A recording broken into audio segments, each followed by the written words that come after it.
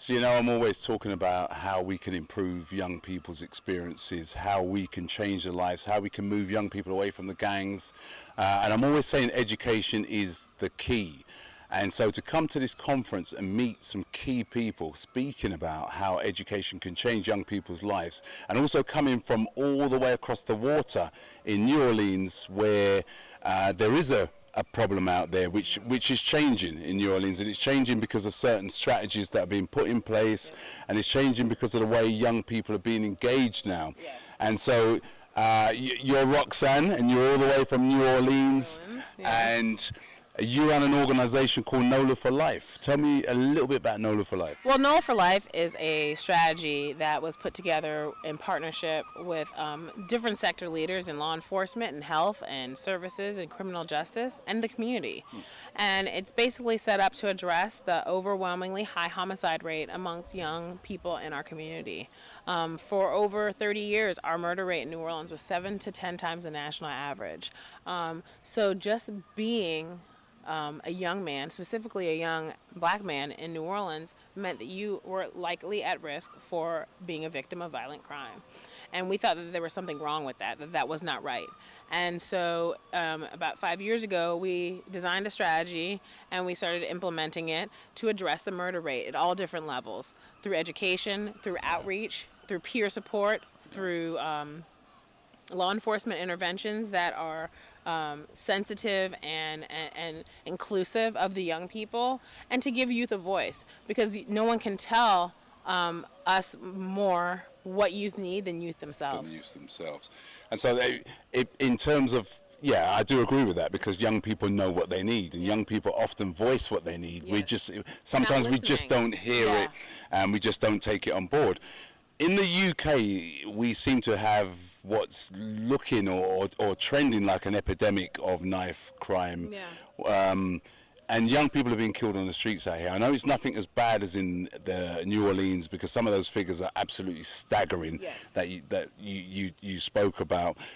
But we got a problem here, and so the reason I'm here is to see whether or not any of these strategies that you mentioned in your talk can be used in the UK. And I just thought I'd ask you, what point or what part of your strategy can we adopt and use in the UK almost immediately? Because a lot of it is long term, but almost immediately, because this epidemic that's happening at the moment, 1 or 2 young people a week out here is pretty bad statistics. So what could we use almost instantly to start?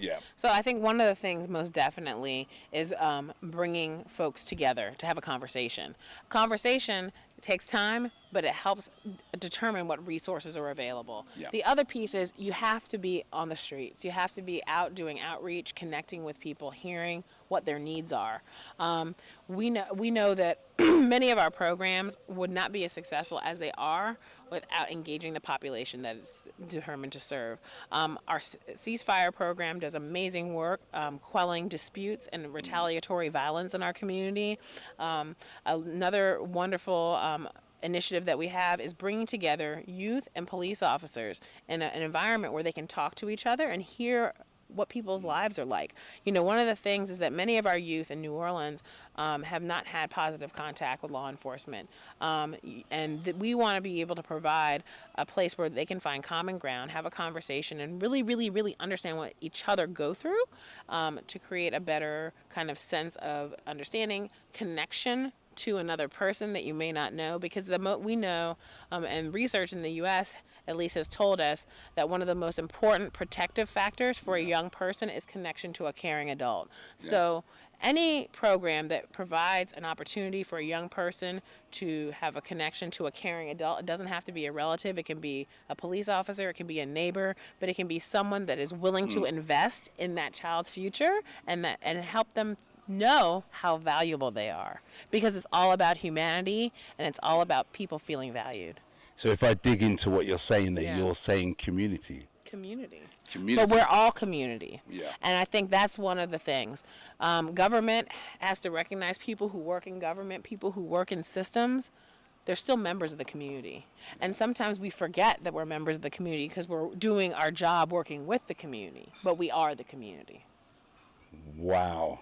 Well, I couldn't have said that better, because all day I try and raise the importance of staying together and being one community, because there is no separation. Like you just said, if you live in that community and work in that community, you are the community. So that's where that power comes from. But for young people to see that this is what it is. I mean, you've just explained it so elegantly, but young people can't see that. There's a disengage. They can't see a community. Right. Right. And I think we also have to kind of reframe what the meaning of community is, kind of like how we're reframing what the meaning of family is, right? Yeah. Community can be many things, but the most important thing that I think you can take away from our presentation is that you have to be fearless in addressing the issue. You have to speak it, you have to look at it, and you have to directly address it. Otherwise, we're not doing any difference in making change in these young people's lives, and we're not helping them unless we're addressing it head on. NOLA for life. New Orleans, she couldn't have said it better. If anything, check out their website, see the work that they do, see the lives that they're saving out there, and just for a minute, stick on that page and you can see how that can work in the UK, and we can start eradicating this problem of our young people being killed on the streets so frequently. Thank you so much again. And like I said, go on the website, check it out. And if there are programs on the website? Programs on the website, www.nolaforlife.org. The full strategy is on the website. There are narratives from some of the young people whose lives have changed. We have tons of resources about all the violence prevention work being done in New Orleans on that website. So if you're in the business of changing or saving young people's life, if you're an organization out there, do go on the website, take from that website and help save some lives.